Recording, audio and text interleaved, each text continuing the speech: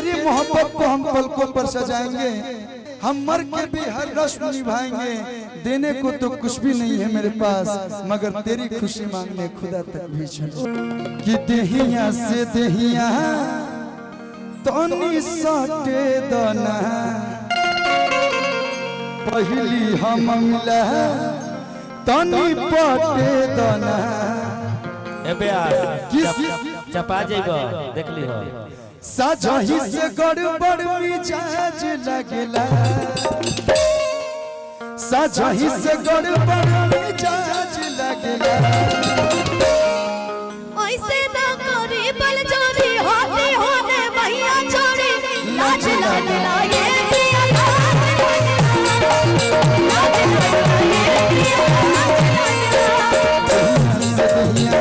तनी सटे दना, पहली हम मिला तनी पटे दना।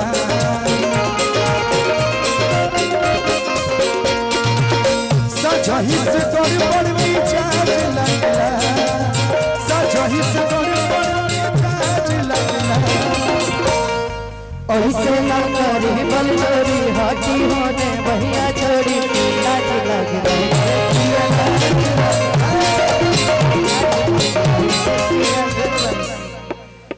कि छोड़ब न साड़ी के पालू तहार होई कालू।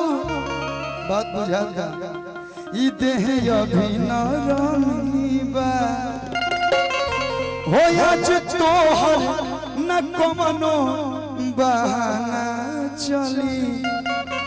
हो रस चूसे दो भवरा के कांच कली।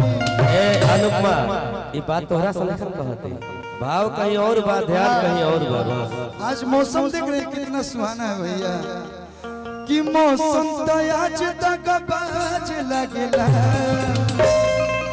मौसम तो आज तक बाज लगला।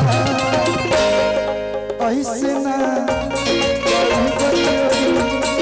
हाथी होने भैया छोड़ी लाज लगला।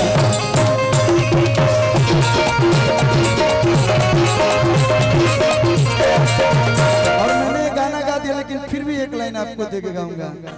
कि तू ही बाड़ू घर के इधर आइए तो पूरा गाइए ना, इधर आइए। कि जज बनी राजा अब तो हम नहीं हो, तू संभारा अपन घर। कि सुनी घर के दशा हमर माथा चला जा, पता लगला जहान।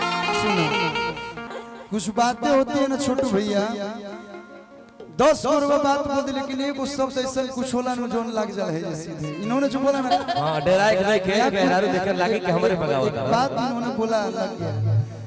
कि तू ही बाड़ू घर के मलकिनिया हमर सार के बहिनिया नु हो।